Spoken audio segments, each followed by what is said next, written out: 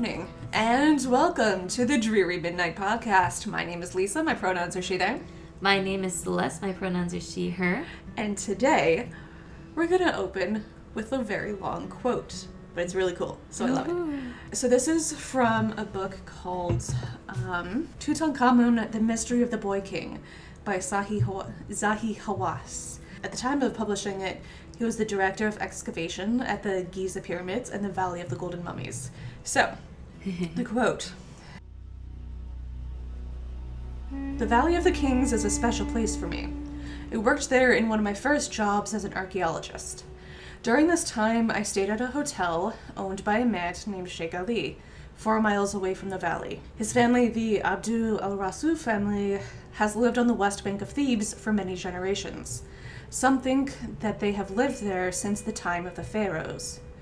Sheikh Ali was 70 when I met him in the 1970s, and he had known Howard Carter personally. He was present for the Great Discovery. I had just fallen in love with the archaeology and wanted to be like Carter.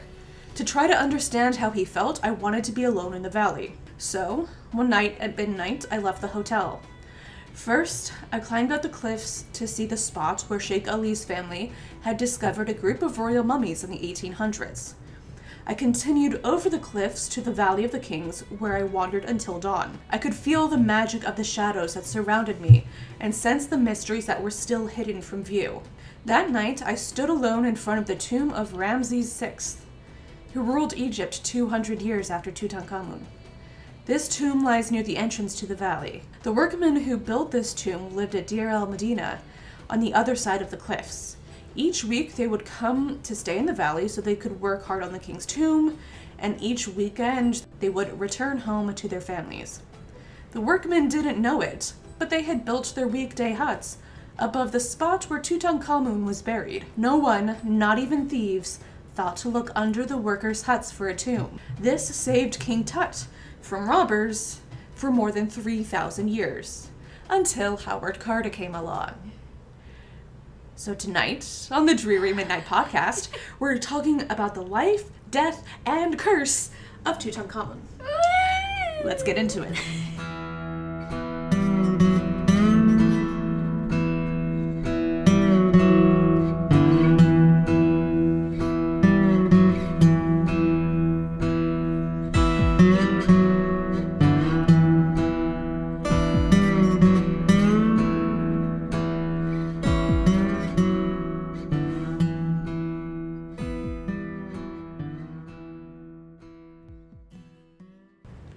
Disclaimer, this is Lisa's hyperfixation.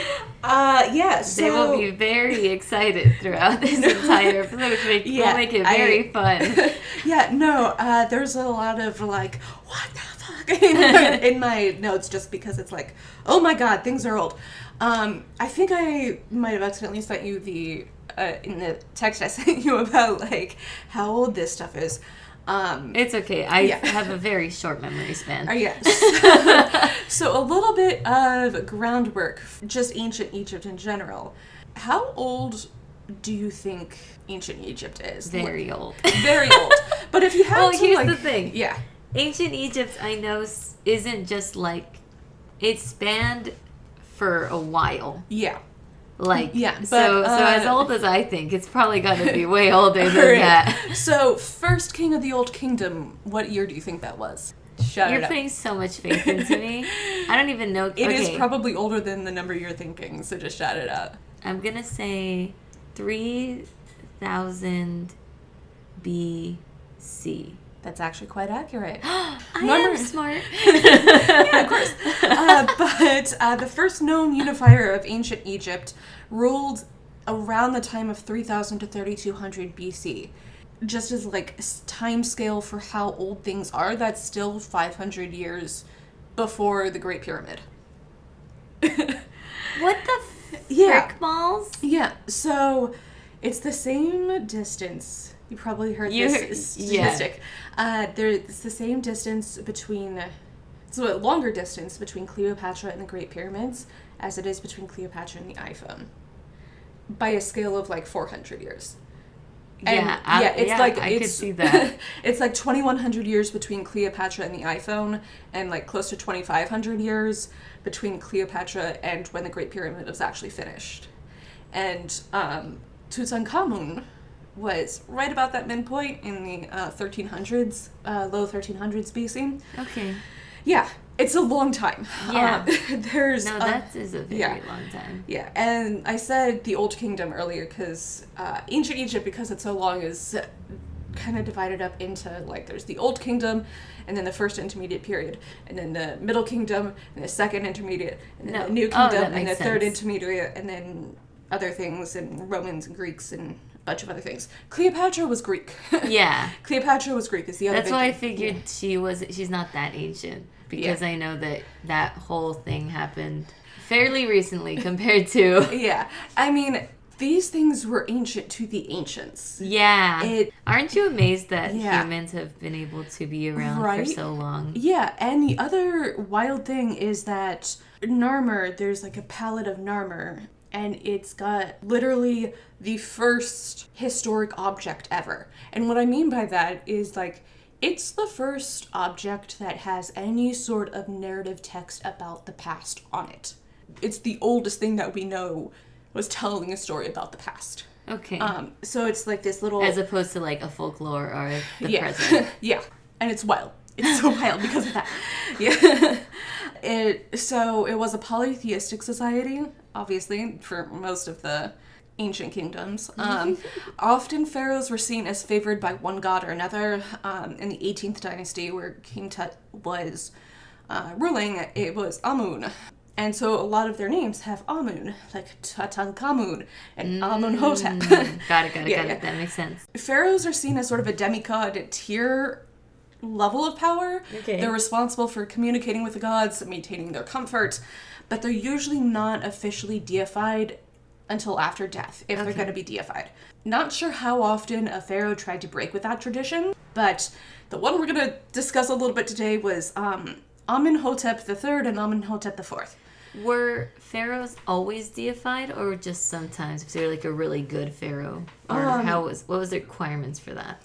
Do you know? I didn't actually look into that. I think it's sort of because they're sort of demigod tier, I think it's, if their soul makes it through the full Book of the Dead, then they get to a certain place, and hooray, power. That's good. Hooray, power. But Amenhotep III declared himself a god at the Sed festival, and it's possible his son worshipped him as a god before that, because Amenhotep III called himself the Dazzling Aten. So the Sed festival, this festival that you can start doing after 30 years of ruling, festival is held for the pharaoh to show off the pharaoh's physical strength, to prove that they're competent to keep on ruling. Oh. And very early on, it was actually like you had to exert yourself, show that you're actually physically and mentally able to do this, because it's 3000 BC and we're at war with everybody. Yeah. And they might well get murdered if they were found wanting. But at the time of Amenhotep III, it's more the let's do one physical thing and have a giant party after. Ah, I see. And once you've had the one, you can do it at any interval, so you can start doing them after 30 years. So Amenhotep III had 3. So one was at year 30, one was at year 34, one was at year 37. Yeah. And the Aten, which will also come up, is a sun disk. It's literally represented as a circle or a globe of the sun, which is different from the usual depictions of gods, which are humans or animals or some combination therein. I think the one people are most familiar with is Anubis with the jackal head. Yeah. So the Aten is an object rather than a living thing. But there was a deviation from polytheism with Amenhotep IV. Oh? Have you heard of the pharaoh Akhenaten? No. Okay. Sorry, No, you're good. Ancient Egypt was not my hyperfixation. I'm in for a wild ride. All right, so in year 5 of his reign, Amenhotep IV, so the son of the guy who called himself a god 30 years in. Yes. So that guy dies, as people usually do. And he is not a god. Yeah. Well, we don't know how well he did with the Book of the Dead situation. Anyway, so Amenhotep IV, this guy's son, 5 years into his reign, changed his name to Akhenaten, which means Blessed Spirit of Aten, to honor his favorite god. When he took the throne, he probably had a palace in Memphis and a palace at Thebes. But he moved his capital to a new city he called Akhentataten, which is very fun to say, which means the horizon of the Aten. It's now called Amarna. No other gods had been worshipped there, so it's considered spiritually pure. Okay. And different gods were rooted in different places, so... Are thought to be rooted in different places, So, like, Karnak was usually the root of the sun god Amun-Ra on the east bank of the Nile, in what is now Thebes. And there's a smaller temple to just Amun in what's now Luxor. And I wasn't aware that. I guess that makes sense. Wherever the temples are, that's the deity's like main city. Yeah, similar to like the Greek gods. Kind of, yeah. Like Athens and Athena. Yeah. So other wild thing about, I'm just gonna call him Akhenaten now. Okay. Because that's what he chose his name as. He's often depicted with a narrow face, a prominent chin, slanted eyes, a long torso, wide hips, kind of a sagging belly, and breasts and long skinny legs, which is a deviation from regular presentation. Yeah. There are some theories as to why he deviated so much. Theory number 1, just being androgynous, like he wanted to present in a certain kind of way. Since he's on the monotheism or demigod train, he might as well want to present as elements of all things in one, or at least elements of different things in one. He wanted to evoke that of a fertility god or statue, because a lot of the depictions of a lot of the statues of the fertility gods have that same lower body with like the hips and the breasts and the belly. Or possibly the most straightforward, he just looks like that and has Marfan syndrome. What is that? Lincoln might also have had. So it makes your limbs really long, like your long bones. It affects the growth of your longer bones, so it makes your limbs a little bit longer, fingers a little bit longer, face a little bit longer. Oh, that? Yeah. It's interesting. Yeah, but Tut's body was tested, and being the son, he might have been a carrier, and Tut probably doesn't have it, but this was also his dad? Yeah. Okay. Yeah, so Tut is the son of Akhenaten. Got it. And Tut probably wasn't a carrier, or it's not likely that Tut had it. But also, counterpoint to counterpoint, Tut's body is, 3,000 years old at this point? So any DNA that you're gonna get is only gonna be partial until we can, That's fair. It's hard to say anything until we can, properly extrapolate anything. But at some point, Akhenaten stopped worshipping most of the other gods, especially Amun, altogether, closed all the temples, just started worshipping Aten, and hacked out the name of Amen whenever he could have people do so, which is a double whammy, because it's partly in the affecting the living, the priests, the worshippers, the so on, but it's killing Amun on several layers because it's destroying that mortal power with people and the priests, but also a lot of times, in order to get through to the afterlife, one's name has to be written out in a lot of places physically on Earth. And so, if their name was no longer... Then he can't, he can't even make it to the rest of it. Yeah, exactly. He can't make it to the rest of the gods in the afterlife. So, I have a copy of the Book of the Dead here, for example, and I'm just going to open to a random page and just scan it for the name Ani, A-N-I. Okay. A lot. 1, 2. Because this copy of the Book of the Dead is translated for somebody named Ani. Okay. But yeah, it shows up 3 to 5 times per plate. That is on purpose, in order to make sure that Ani has a ton of places in the physical world where their name is written out, right? Yeah. There's a lot of Anis here. Yeah. And it's all the same person named Ani. Oh, yeah. I see. Yeah. Is that why it's written in... Well, it's written in, third person. I guess because it's about Ani. Yeah, and right? so So the Book of the Dead is sort of the spells and the rituals and the journey that the Ka, which is like the spirit and slightly different from the life force, the spirit and the life force have to go through in order to get to the afterlife. And it's detailing like, okay, you're gonna get here and you're gonna meet this thing and you have to say these things and hit this thing over the head and, and that kind of thing, right? Got it. And so it's, Okay. it's your tutorial about like your step-by-step guide on how to get to the nice afterlife. Okay. We should do a little episode on that. Yeah. Maybe Patreon, who knows. So, Akhenaten lived until the age of 40, which leads us into the reign of Tutankhamun. So who was King Tut? He was born in the 18th dynasty during the New Kingdom. He was thought to be born with his birth name as Tutankhaten, which is the living image of Aten, in the 11th or 12th year of Akhenaten's reign, around the time when Akhenaten, I think, was around 28 to 30. I think is how the math works out for that. Okay. Well, no, he was 35 when Tutankhaten was born, because he died when Tut was 5. Okay. Yeah. So we don't actually know for absolute certain who Tut's parents were. Obviously, Akhenaten was probably his father. There's theories that someone named Maya was his mother, or Tia, which was Akhenaten's secondary wife, Okay. as opposed to Nefertiti, who was the primary wife and mother of Akhenaten's 6 daughters. So Nefertiti is not the mother. Correct. Okay. She is the mother of Tut's wife, which was also very common. Marrying your sister or half-sister. Yeah. There's a lot of incest in myth, and so therefore in... I mean, isn't that kind of how it always is, like, royally? Yeah. You know, because you have to preserve the family line. Yeah, and in this case, it's also a little bit preserve the god's endowed power. Yeah.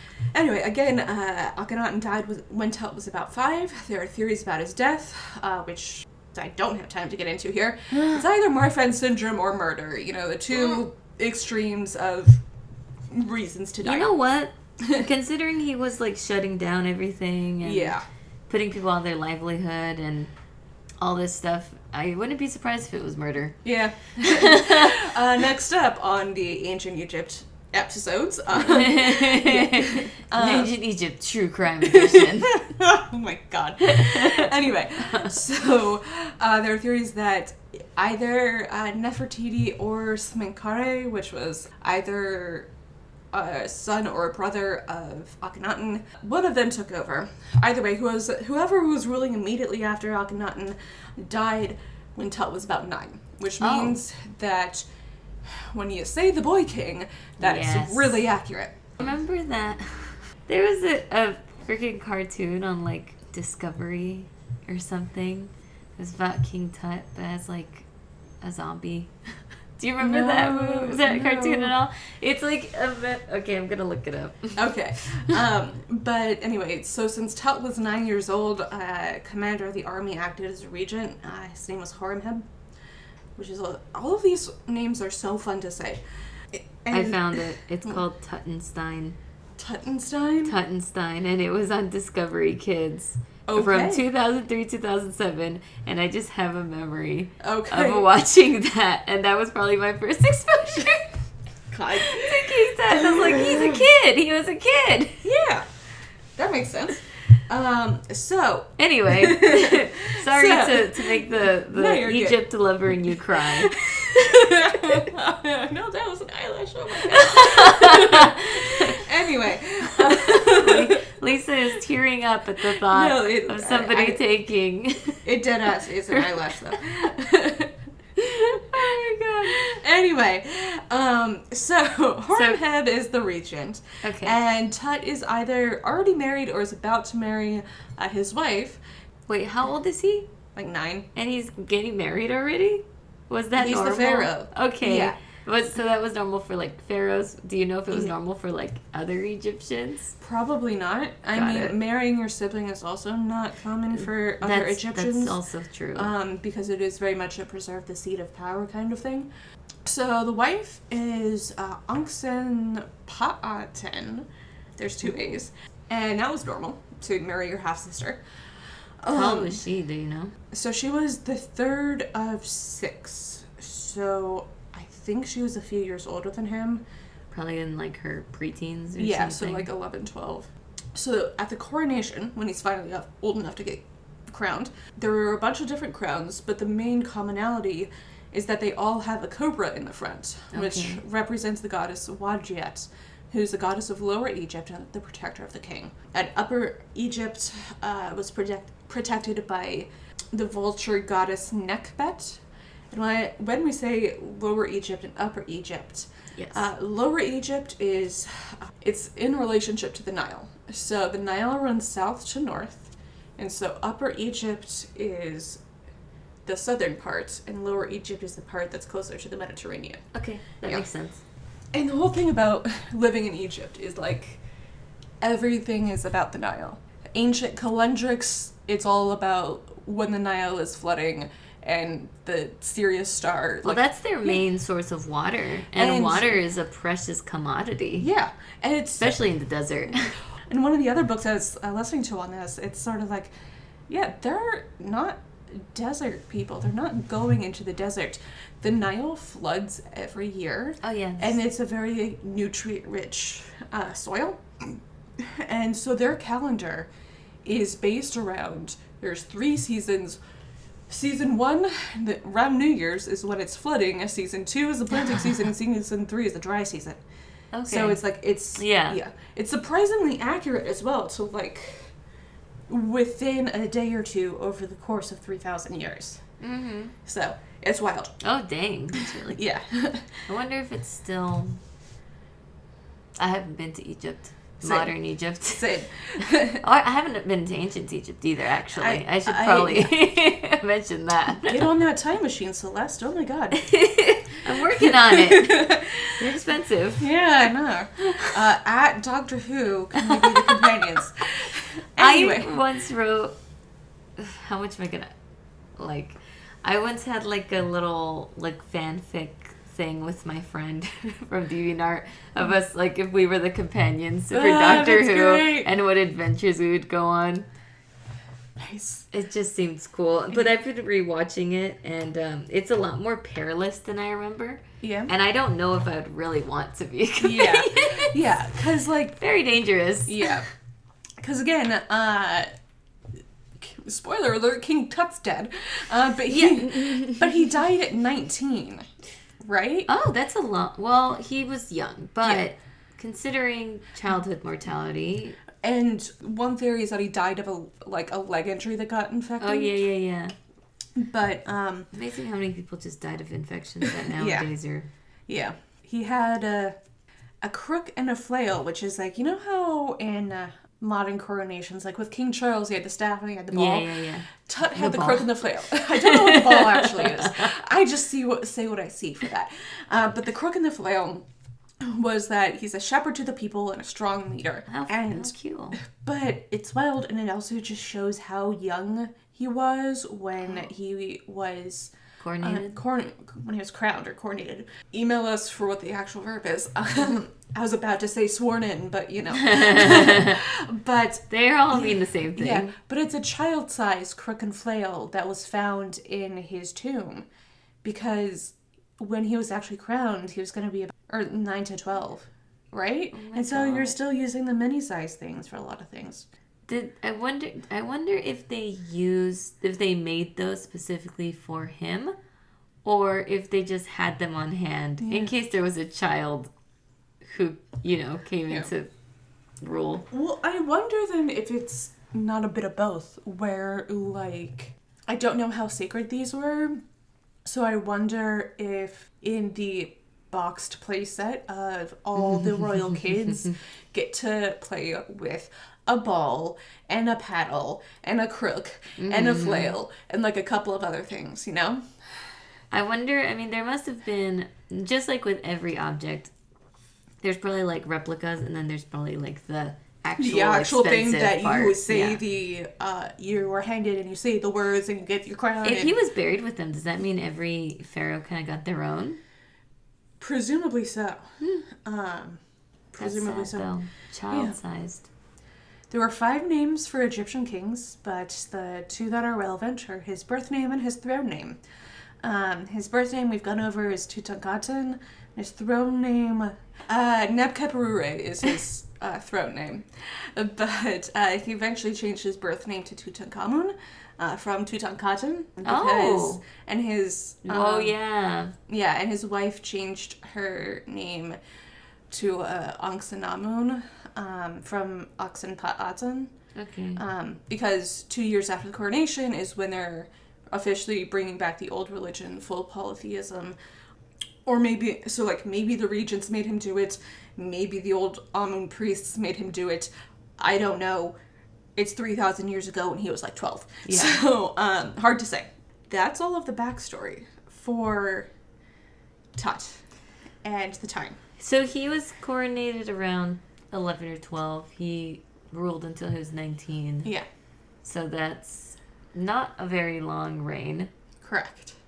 And if you think about it, he died before his brain was probably fully developed. Oh, that's sad, because your brain's not developed till you're 25. Yeah. So he stood about 5'5". There are some CAT scans of his skeleton. Oh. And so he has kind of a curved spine. And it's hard to say if that was just how he was laid out during the embalming and mummification process, or if he actually had a curved spine. There are some theories that, again, he had some sort of leg injury, broke his leg, and then it got infected, or he could have just died from the break, or complications associated from being a product of at least 2 generations of incest. Yeah, I was going to say. That would be one of my guesses. Yeah. Or maybe all of the above.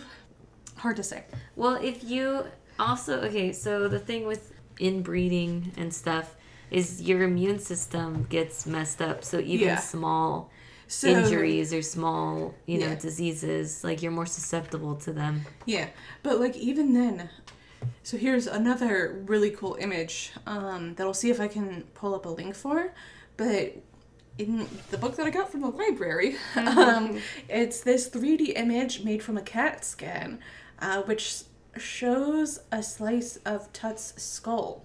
And just reading off of the caption here, the embalmers would remove your brain through your nose because your heart was considered the center of yourself and your knowledge.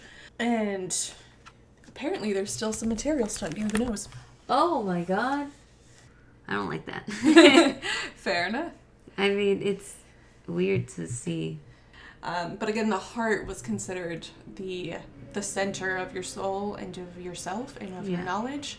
And so if I recall correctly, a lot of the organs were sort of taken out and put in ceremonial jars, but the heart was always rewrapped and put back into the chest cavity, because with the ideas of resurrection, you have to have everything on hand in order to, like, get your body back together. You have to have all the elements of your body nearby, which is another reason why having your name written out nearby is such a big deal, because that's also how you get your identity back. And that's also a big reason why wiping someone's name out is such a huge thing. Exactly. Flashing forward very briefly to the time of Julius Caesar. Tourism in Egypt really even started with Caesar and Cleopatra going up and down the Nile. They saw the Greek pyramids and were like, paraphrasing here, damn, that shit's old. But into the 18th, 19th century, people are going crazy for Egypt. They're, like, disrupting tombs. They're eating mummies. Oh, my God. It's just all over the place. Yeah. Oh, my God.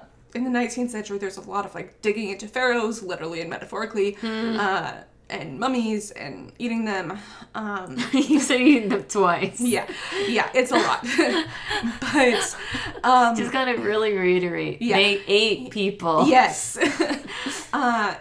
And found this out recently too, and I don't remember where I read it, so I can't source it properly, but found out that it's either biotin or bitumen was a chemical, because the mummification process showed up a lot in mummies. Whichever element or chemical it was actually has some health benefits that Victorians were lacking. Oh. And so it actually was helping them. Yeah.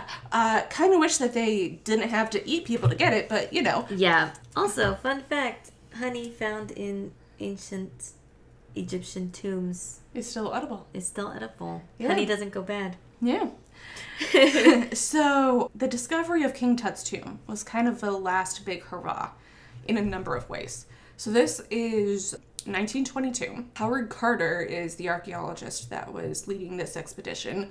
It was sponsored by a guy called Lord Carnarvon, and he was running out of money because it's 1922. Yeah. And also... Well, wait till he hears about 1929. Well, he is an English lord, and the First World War just finished, so, you know. But he's also just generally running out of money to be throwing at people in the dirt in Egypt. Also, a lot of the Valley of the Kings had already been picked over. Yeah. Because by the New Kingdom, people had caught on that you shouldn't bury people in giant pyramids where everybody can see that that's where somebody rich is buried. And so the Valley of the Kings is on either side of the Nile. There's a lot of cliffs, and it's hard to see. Yeah. Yeah, but even by the 20th century, it had been picked over. There were people, priests and kings in the Third Intermediate Period, which was right after the New Kingdom. Between them and grave robbers and 19th century Egyptologists thinking they're doing something cool, there's not a lot they can do unless they find something on the scale of Tut's tomb. By 1914, almost all of the kings of the new tomb had been accounted for either by a tomb or by a mummy or by both. Because in the Third Intermediate Period, again, this is information found from The Mystery of the Boy King that I quoted at the beginning here. Just after the New Kingdom ended in the 11th century BC, some of the Intermediate Period pharaohs dug up the old tombs, unwrapped the mummies, got all of the amulets out, looted some of the stuff, and all to fund some new tombs. And most of the tombs in the Valley of the Kings had been disturbed in some way because of the behavior in the Third Intermediate Period. Mummies were rewrapped and stowed with some of the papyri and the shabtis, which were like the funerary statues, and cached away just somewhere, not back in that particular tomb, just all in a pile together. At least 2 caches of mummies had been found by 1914, which accounted for several major queens and at least 20 out of the 31 New Kingdom pharaohs. By that point, no one knew exactly where Tut was. They knew he existed because at that point the Rosetta Stone had been translated. There were a couple of giant statues in Luxor. They had a lot of names of a lot of the New Kingdom kings, and that was the first time that Tut's name came up. But no one knew exactly where he was. He wasn't identified with any of these caches. And this is going to be another long quote from Mystery of the Boy King. Again, he's quoting this guy, Sheikh Ali, who had met Howard Carter personally, was there the day it was found. Quote, "I asked Sheikh Ali, who had been an eyewitness, to tell me about the great discovery. He told me, 'We sang all the time. My cousin was in charge of transporting the water jars to the site. The jars had pointed bottoms and had to be set into holes in the sand so they would stand up. On the morning of November 4th, 1922, my cousin came with the water jar and began to dig a hole for the first jar. With his hand, he uncovered the top of a step cut into the rock. Without telling Reese, the man in charge of the workmen, he ran back to the tent to tell Carter so that he would get a reward. The workmen saw what was happening, and a hush fell over the valley. My cousin came back with Carter and showed him the hole. Carter brushed away some more sand with his hand and said, 'This is the tomb.' He had his workmen clear the stairway that led down to below the bedrock. At the bottom was a blocked doorway. The plaster that covered the surface was stamped with the ancient seal of the necropolis guards, a jackal above 9 captive enemies.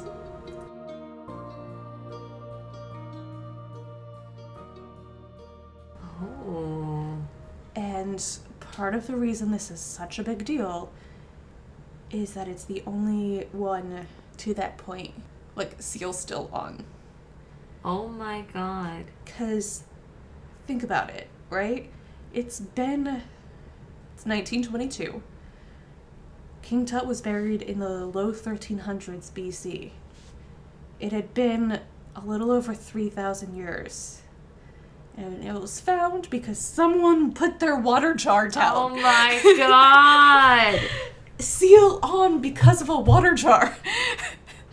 It's wild. It's serendipitous. That's what it is. Like, Yeah. there's no other way it could have happened. Yeah. That Yeah. was just pure It's luck. pure luck and it's pure happenstance. And it's... I love it. Oh my god. Anyway. Obviously, this is wild. And so this leads us into the myth of the curse. So the fact that it was still sealed, Yeah. nobody had stepped foot in there. The last time anybody was in there was the day that he was buried. Yeah. Jesus Christ. The last person, presumably the last person who saw it, was the seal maker. Oh my god. Or like the seal attacher. Yeah. And so part of the reason it was such a big deal, just keep coming back to this, is, again, at that point, some of the newest pharaohs were from the 11th century BC. Ramses VI was one of the last New Kingdom pharaohs.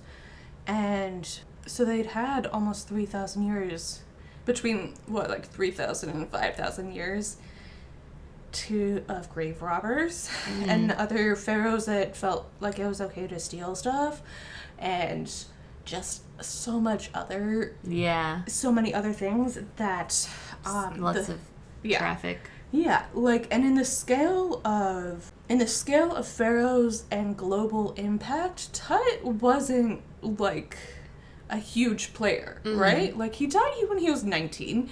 Probably half of his reign was actually done by regents.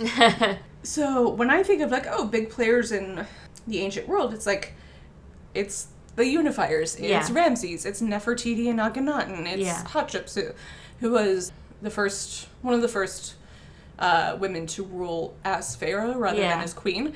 And so when you think of, the big players, all of these people range for, like, at least a dozen years.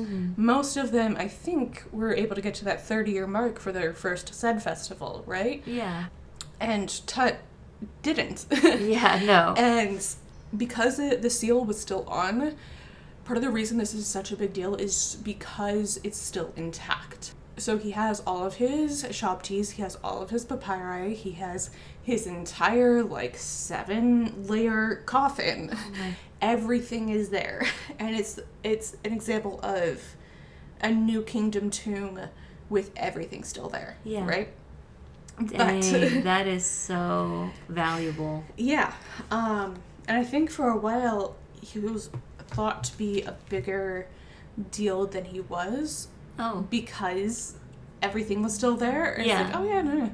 But the seal is still on, so of course. Of course everything was still Yeah. there. Of course his tomb seemed way more plentiful. Yeah. But I'm kind of curious about, if they found the tomb of Akhenaten intact, let's say. Or Ramses VI, if they found his tomb intact, right? What would they have found? Exactly. Yeah. But that gets us into the curse. There was...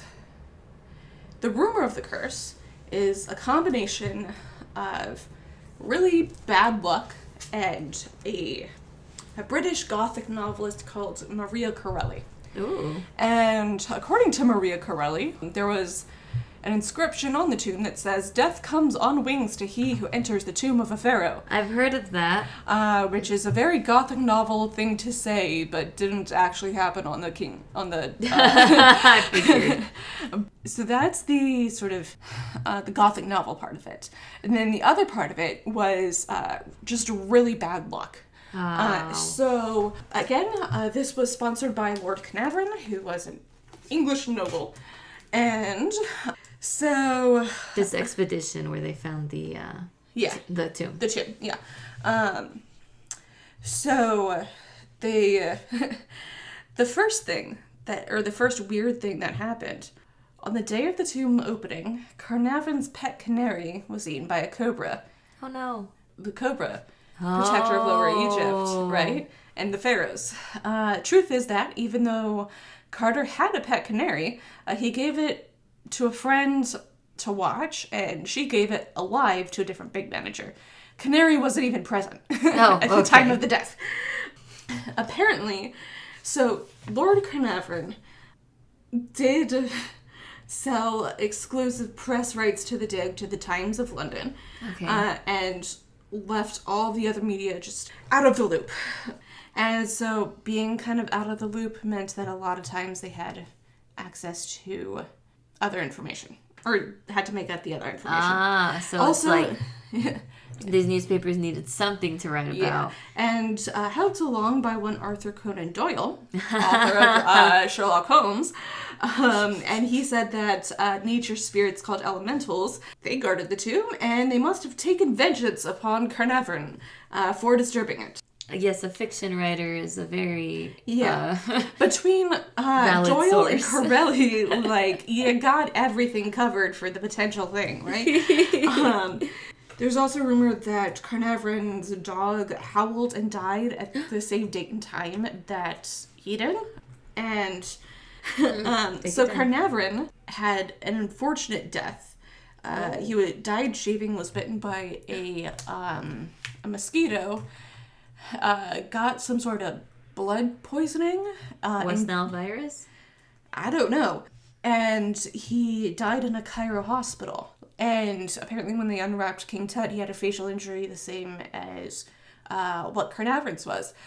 Didn't actually fact check that, so I don't think it's actually a thing. But wouldn't it be weird as hell if it was? Yeah, but so much of this is like, wouldn't it be so weird if this was...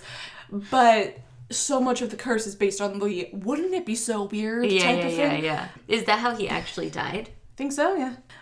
And at the moment that he died in Cairo, the lights across Cairo went out for 5 minutes, which was like a regular thing that happened in Cairo. And around the time that he died, the hospital lights did go out for a few minutes, or for a few moments. But again, sort of losing power. It's 1920s Egypt. Like, it's not doing great. Power-wise. Yeah, and apparently even today, the lights in Cairo are notorious for going out without warning. Oh. So, and again, apparently his dog barked and then died at about the same time. No one knows whether this story is true or not, but it's still kind of like wild. It's still sort of suspicious though, because time zones exist. So is it 2 o'clock in Egypt or is it 2 o'clock in England? It would have to be when let's just say for the sake of this tangent that he does die at 2 a.m., right?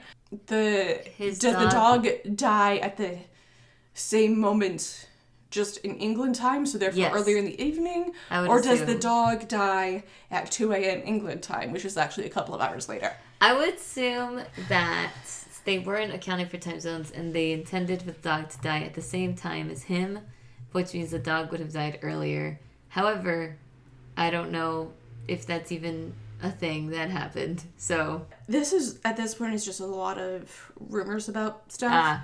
Who was watching the dog? That's what I want to know. Yeah. What do they have to say about it? Apparently, this is another rumor, that over the door to King Tut's tomb was the inscription about death shall come on swift wings to him that touches the tomb of the pharaoh, which very closely matches the Marie Corelli quote, which she allegedly cited from an ancient Arabic text, which is a very gothic novel thing to do. Yeah. There is another rumor that in an outer chamber, Carter and Carnarvon found a clay tablet that read, "Death will slay with his wings whoever disturbs the peace of the pharaoh." By 1922, they were doing a more meticulous documentation, had become more of a thing.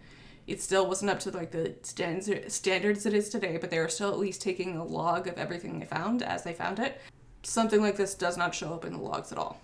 I assume not. Yeah. Have you seen Caitlin Dowdy's video?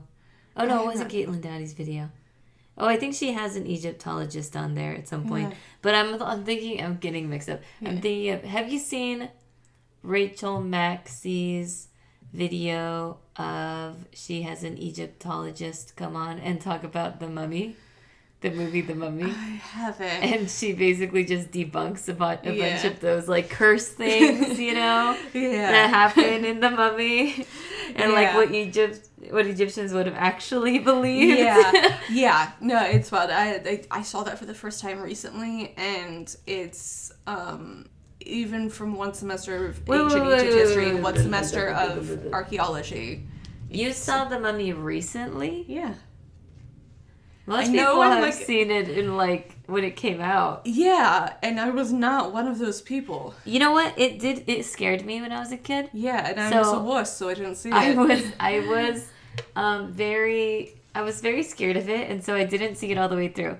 However, I did rewatch it as an adult, and it is not accurate at all to ancient Egypt, but it is Yeah. such a fun movie. It's definitely fun, and I guess I'm just surprised that you, ancient Egypt lover, hadn't seen The Mummy. yeah, Because so- I'd assume that's like what would get you into it in the first place. so counterpoint.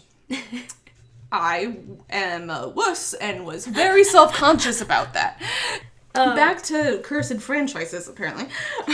So, a lot of the ideas of curses, because a lot of people died in really shitty circumstances within the decade after the death. But I found this great website that has a chart. Ooh, we love charts. Yeah, love a good chart. And so it's like the event, it's the number of people who were there, and the number of people who died after 10 years. Okay, So at the burial chamber opening, there were 26 people there. got it. 6 died within the next 10 years. I think that's a pretty good amount, considering, Yeah. depending on how old they were. So 23%, Bunch of 23.1%. young, strapping men. It's also 1922, or into 1923, right? Yeah. Like, Well, within the next 10 years, that's when Yeah. the Great Depression hits. yeah, it's the Depression, it's like how many people were also soldiers and dealing with trauma, and like, But- Or just even getting taken out by a mosquito. yeah, exactly. Viruses were a thing. Yeah.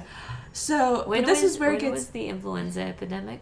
before that. Oh, okay. Yeah. I thought so. Just wanna make sure. The sarcophagus opening, and this is where it gets interesting because people at the sarcophagus opening and people at the mummy unwrapping, these are the people that you would think if it's cursed, like it says Yeah, those who it's disturb them.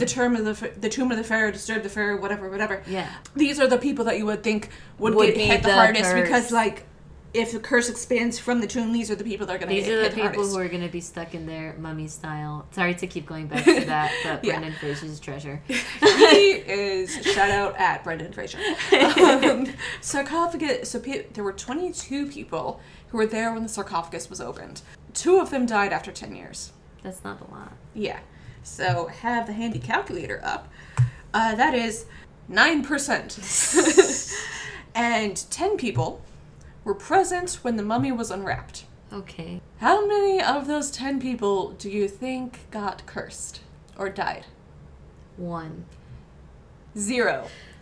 0! They literally disturbed the pharaoh and nothing happened to Yeah. them. So This is feeling very Hope Diamondy. Yeah, it is. So, the people who died were sort of people who were adjacent to it.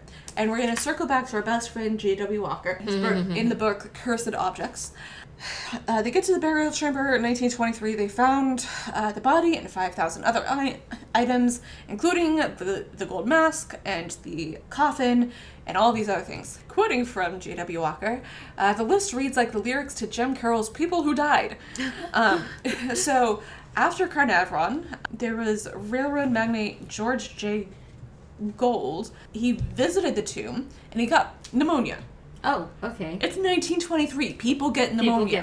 People get pneumonia now. Yeah. Egyptian. Did he die from pneumonia? Yeah. Oh, okay. Yeah. Egyptian aristocrat Ali Kamal Fahmy Bey, who also visited the tomb early on, was shot by his wife that same year. Oh, shoot. And that's actually a really interesting case that I kind of want to do because it's a whole deal about like money and power and all these other things. So we're still in 1923, right? Because Carnarvon died in April, and these are all the people who are still in 1923. Got it. Carnarvon's half-brother, Aubrey Herbert, died from what some people also say is blood poisoning. Okay. TBD. In 24, guy who x-rayed the sarcophagus with the most aggressively British name, Archibald Douglas Reed, again, the person doing the x-ray, died from a mysterious illness. And the Governor General of Sudan, named Sir Lee Stack, was one of the first people who visited the tomb, and he was assassinated in Cairo. In 1926, a French Egyptologist perished after taking a fall outside the tomb. Arthur Mace, who was also part of the original team, he had ill health, and after 20 years in the field had to retire. Okay. He died in 28, some say from arsenic poisoning. Wow. And then in 1929, Mervyn Herbert, who was another of Carnarvon's half-brothers, he died of pneumonia too.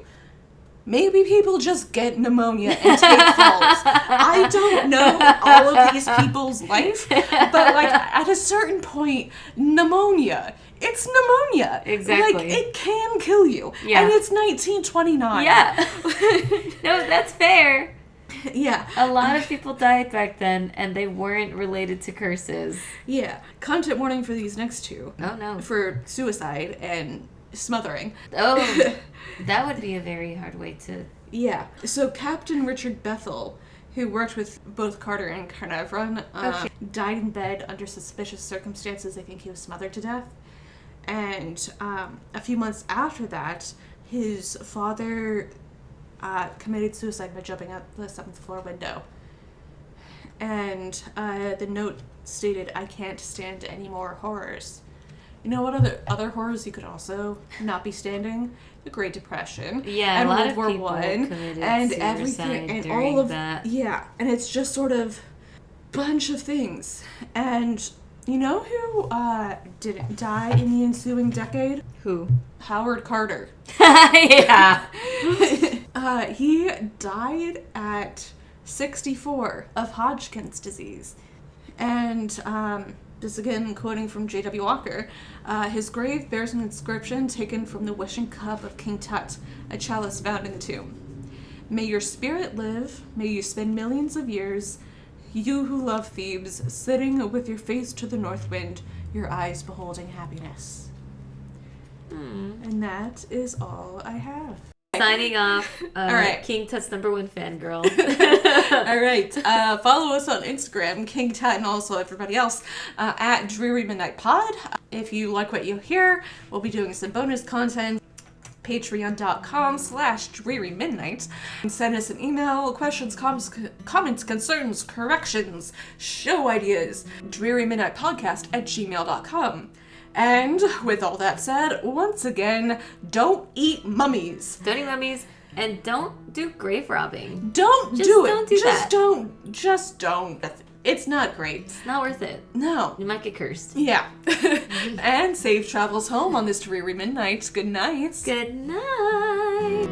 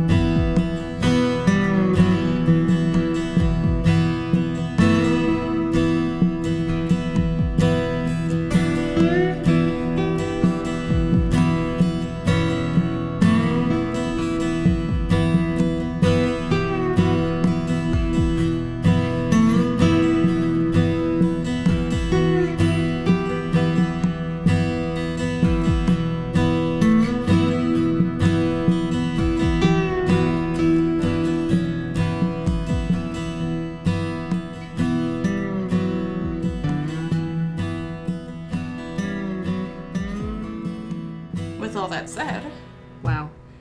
don't unleash holy hell onto anybody, but especially just leave tombs Leave where tombs they alone. are. Leave them alone. Brittany and also Tut alone. Leave them alone. Stop eating mummies. Don't eat mummies. Don't eat mummies. That is the official Dreary Midnight Stins. We Don't have eat actual supplements mummies. The Victorian multivitamin. Was that in poor taste? Probably. I bet the mummies had poor taste as well. Get it?